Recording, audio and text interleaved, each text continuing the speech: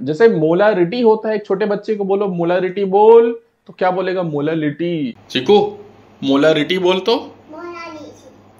Molarity बोल तो, ठीक है। तो ये जो मोलारिटी होता है इसको हम लोग डिनोट करते हैं स्मॉल m से। Hello friends, welcome to doctor PK classes. इस पर्टिकुलर वीडियो में हम लोग डिस्कस करने वाले हैं molarity, molality and mole fraction के बारे में। सो बेसिकली हम लोग बीकॉम फर्स्ट सेमेस्टर का टॉपिक पढ़ रहे हैं, मेथड्स ऑफ एक्सप्रेसिंग कंसंट्रेशन। इसमें हमने लास्ट वीडियो में ऑलरेडी नॉर्मलिटी डिस्कशन कर लिया है। तो यहाँ पर देख सकते हैं कि ये नॉर्मलिटी हमने डिस्कस कर लिया है। इस पर्टिकुलर वीडियो में ये तीन चीजें डिस्कसन करेंगे और अपकमिंग वीडियो में हम लोग ये तीनों चीजें डिस्कशन करेंगे।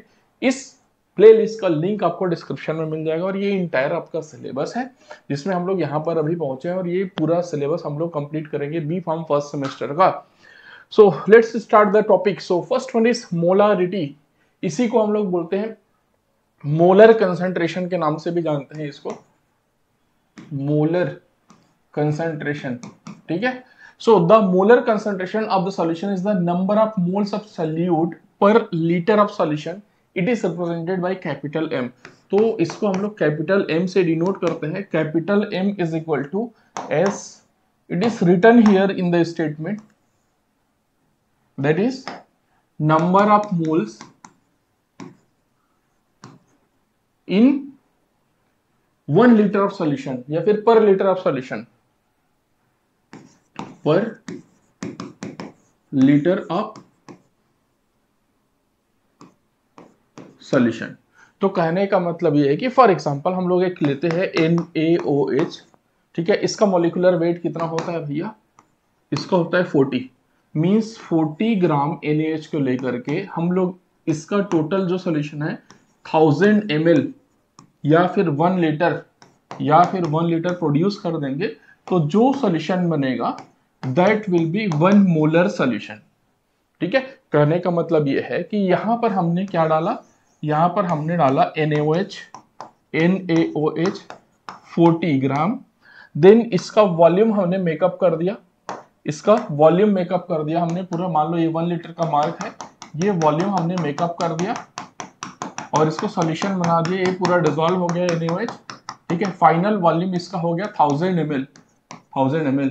तो ये जो सॉल्यूशन बनेगा ये हमारे पास 1 मोलर होगा, ठीक है। इसमें कुछ और चीजें हैं जिसको हम लोग देखते हैं। वॉल्यूम में be changed due to change in the temperature, so it is temperature dependent. इसका जो वॉल्यूम है वो चेंज हो सकता है, ठीक है। जो वॉल्यूम है वो चेंज हो सकता है, तो इसलिए क्या होता है, ये टेम्परेचर डिपेंडेंट होता है। टेम्परेचर के अकॉर्डिंगली इसका वॉल्यूम चेंज हो सकता है। फॉर एग्जाम्पल ये जो हमने 1000 ml का सॉल्यूशन बनाया है ये हमने 5 डिग्री सेल्सियस पे बनाया है। और 5 डिग्री सेल्सियस पे जैसा कि आपको पता है water as a solvent use किया है, उसका डेंसिटी होता है 1। जस्ट एज्यूम करो कि हमारा टेम्परेचर जो है 5 डिग्री से अब वो हो गया 25 डिग्री, ठीक है। 5 डिग्री से सॉल्यूशन हमने बना करके रखा है। अब ये सॉल्यूशन का जो इन्वायरमेंट है वो 5 डिग्री सेल्सियस से चेंज होकर के 25 डिग्री सेल्सियस हो गया। तो 25 डिग्री सेल्सियस पे क्या होता है भाई? डेंसिटी 0.9970, ठीक है। तो ये होता है 0.9970, मतलब इसकी डेंसिटी क्या हो गई? रिड्यूस हो गई। डेंसिटी रिड्यूस होती है तो वॉल्यूम इंक्रीज होता है। डेंसिटी इज इक्वल टू क्या होता है? Density is equal to mass by volume. तो डेंसिटी इसका क्या हो गया? 1 से 5 डिग्री में क्या था? डेंसिटी 1 था, 1.000, ठीक है। अभी 25 डिग्री में क्या था? 25 डिग्री में 0.9970 हो जाएगा।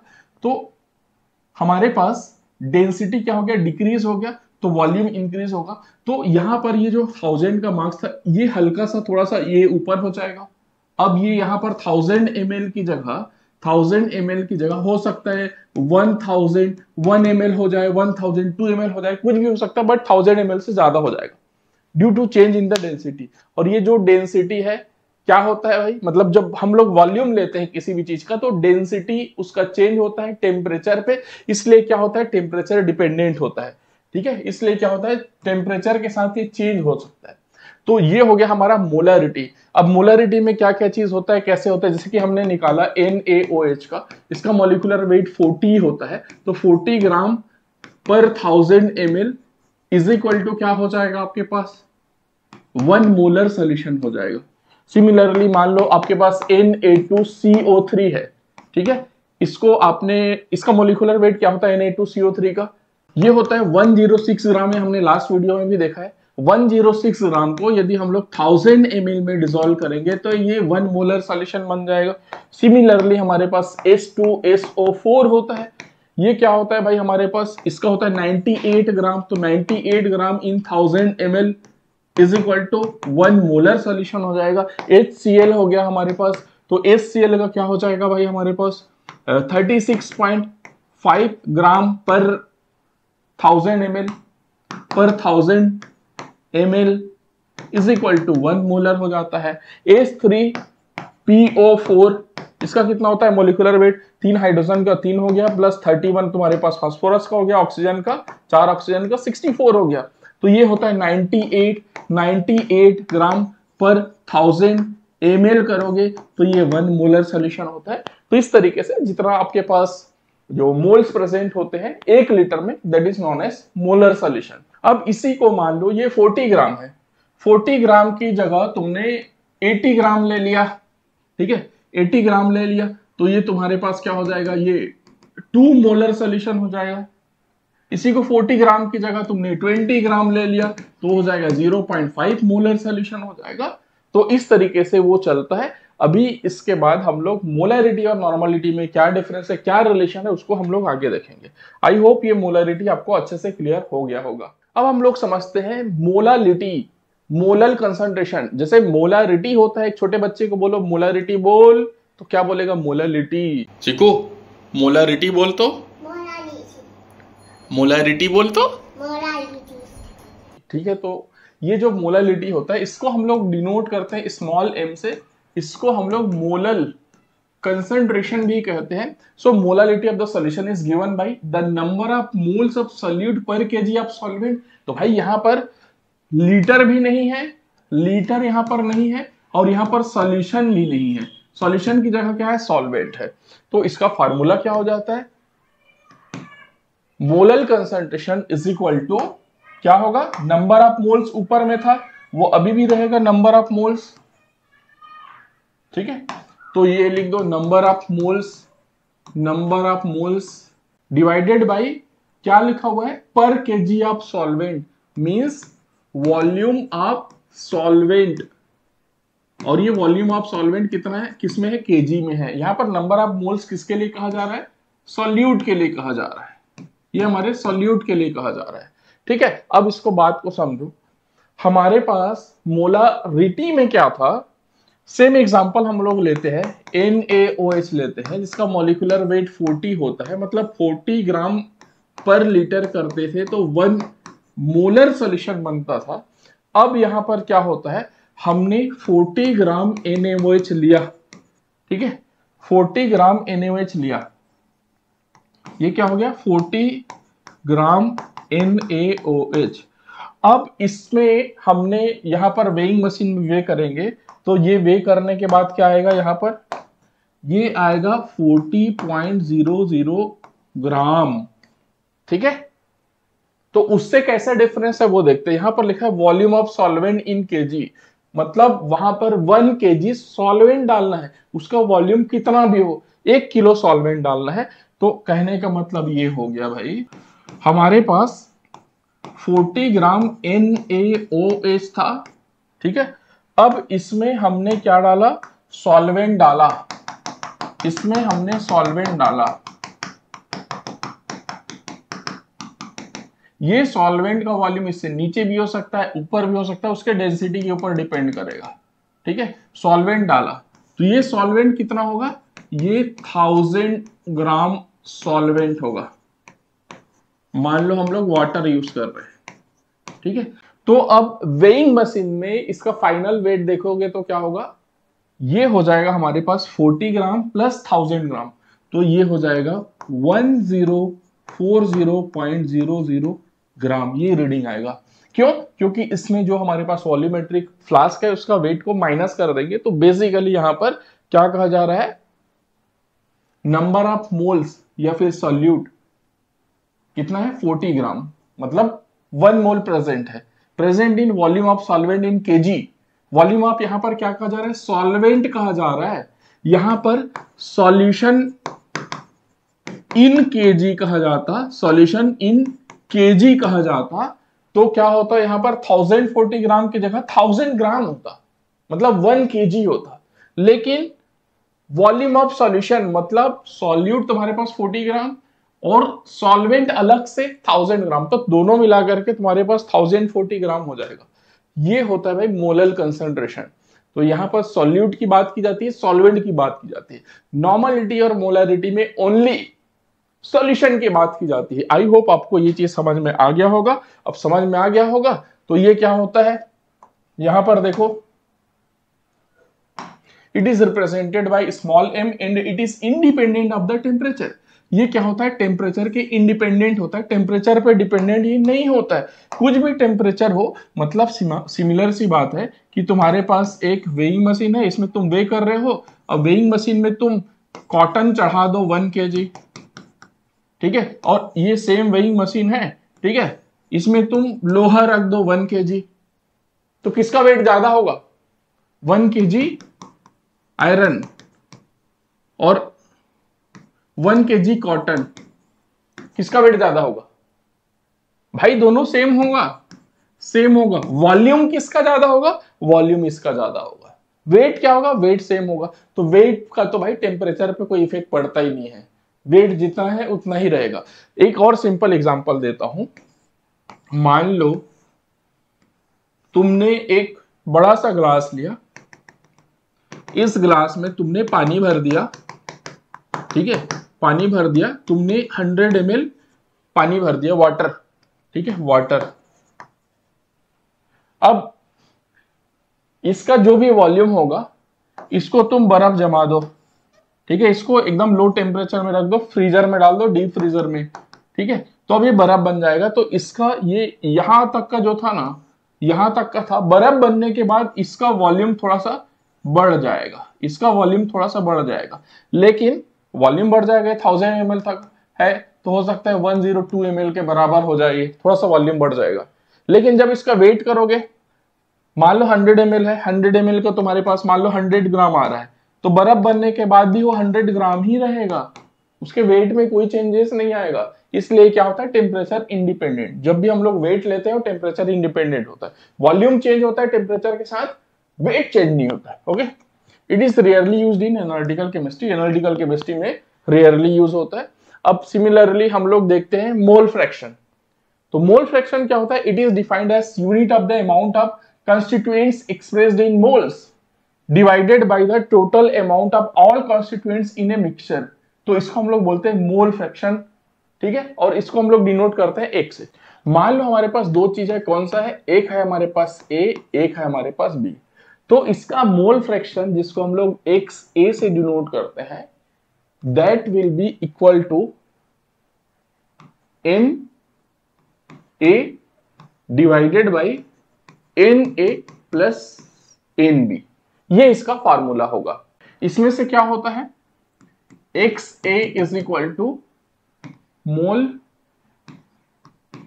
फ्रैक्शन ऑफ A,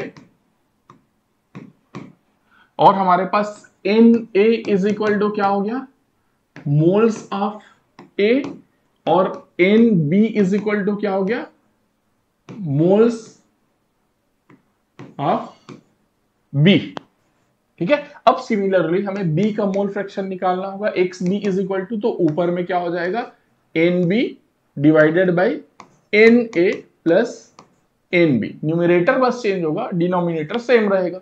तो यहां पर XB क्या हो जाएगा, XB is equal to mole fraction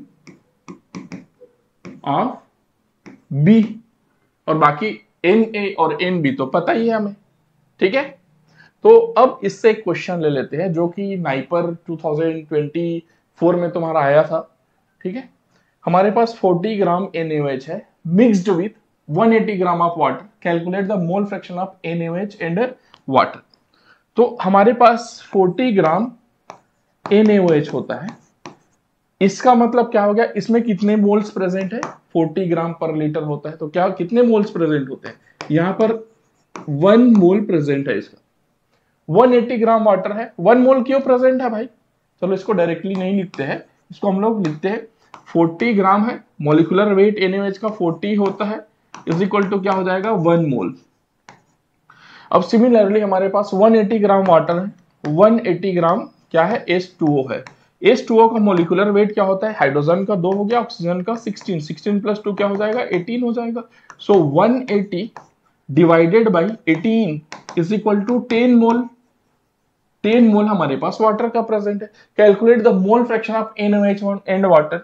तो यहाँ पर x NaOH तुमको कैलकुलेट करना है और x H2O कैलकुलेट करना है। तो क्या होगा भैया, x NaOH कितना हो जाएगा 1 डिवाइडेड बाई 1 प्लस 10, 1 प्लस 10, ठीक है, और वाटर का क्या हो जाएगा 10 divided by 1 plus 10, so it will be 1 divided by 11 और ये हो जाएगा 10 डिवाइडेड बाई 11। तो सॉल्व कर लो, कितना आता है 1 डिवाइडेड बाई 11, ये हो जाएगा 0.091 और 10 डिवाइडेड बाई 100 हो जाएगा, तो ये हो जाएगा 0.909, ठीक है। तो ये मोल फ्रैक्शन ऑफ NaOH हो जाएगा और मोल फ्रैक्शन ऑफ H2O हो जाएगा। अब इन दोनों को तुम क्या कर लो, इन दोनों को ऐड कर दो, ठीक है, इन दोनों को प्लस कर दो, इसको और इसको, तो ये हमेशा 1 आएगा। तो ये हमारे पास मोल फ्रैक्शन होता है, इस तरीके से इसका कैलकुलेशन होता है। अब मान लो आपके पास 3 चीजें है, A, B और C है, तो इसका कैसे कैलकुलेट करोगे, ये हो जाएगा XA is equal to NA divided by NA plus NB plus NC। XB is equal to क्या हो जाएगा NB divided by NA plus NB plus NC। XC is equal to क्या हो जाएगा NC divided by NA plus NB plus NC। तो इस तरीके से आप मोल फ्रैक्शन निकाल सकते हो। अब हमारे पास आता है भैया नॉर्मलिटी एंड मोलरिटी में रिलेशनशिप, ठीक है। तो नॉर्मलिटी और मोलरिटी में क्या रिलेशनशिप होता है तुम लोगों को पता ही है भैया, normality is equal to molarity into N। तो यहां पर क्या है भैया, यह है नंबर ऑफ ग्राम इक्विवेलेंट। जैसे सिंपल चीज है, हमारे पास NaOH है, ठीक है, तो ये Na plus plus OH minus में कन्वर्ट होता है, मीन्स हमारे पास 40 gram per litre is equal to 1 molar होता है। तो क्या हो गया, यहां पर M into N, gram equivalent क्या है, नंबर ऑफ रिप्लेसेबल आयन कितना है 1 है, तो क्या हो जाएगा M into N, normality is equal to क्या हो जाएगा M into N is equal to 1 into N, क्या है 1 ही है, तो ये क्या हो जाएगा 1 नॉर्मल हो जाएगा। यहीं पर तुम H2SO4 का देखते हो, तो ये क्या हो जाएगा हमारे पास 2H plus plus SO4 2 minus होता है, तो यहां पर 98 gram per litre is equal to 1 molar होता है। तो नॉर्मलिटी इज इक्वल टू क्या हो जाता है M इंटू N, ठीक है। तो M यहां पर क्या है 1 मोलर है और N क्या है भाई 98 ग्राम पर लीटर है, लेकिन ग्राम इक्विवेलेंट क्या होता है, ग्राम इक्विवेलेंट इसका क्या होता है 49 होता है, 49 ग्राम होता है। तो यहां पर N इज इक्वल टू क्या हो गया 2 हो गया, 98 बाई 49 करोगे तो 2 होगा ना, 1/2 इज इक्वल टू ये 2 नॉर्मल हो जाएगा। सिमिलरली यहां पर हम लोग एक और चीज देख लेते हैं, H3PO4 ये डिसोसिएट होता है तुम्हारा 3H plus plus PO4 3 minus में, ट्राइबेसिक एसिड बोलते हैं, फास्फोरिक एसिड है, ठीक है। इसका मॉलिक्यूलर वेट क्या होता है, हाइड्रोजन का 3 हो गया, फास्फोरस का 31 और 4 ऑक्सीजन का क्या हो गया 64। इसका मॉलिक्यूलर वेट भी 98 हो गया, 98 gram per litre is equal to 1 molar.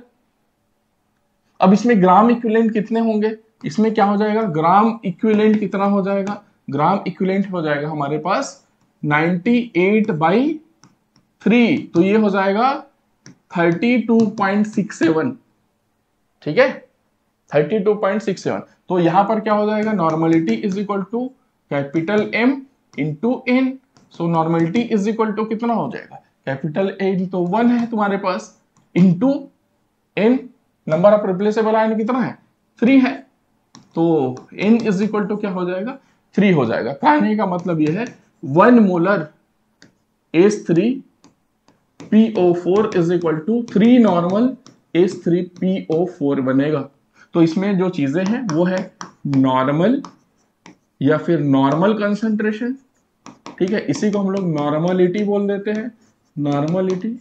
इसको हम लोग ले लेते हैं 1.0, इसी में थोड़ा सा ऊपर जाओगे 2.0, 2.0 नॉर्मल होगा, उसको क्या बोलते हैं हम लोग, बाई नॉर्मल बोलते हैं, बाई नॉर्मल सोल्यूशन।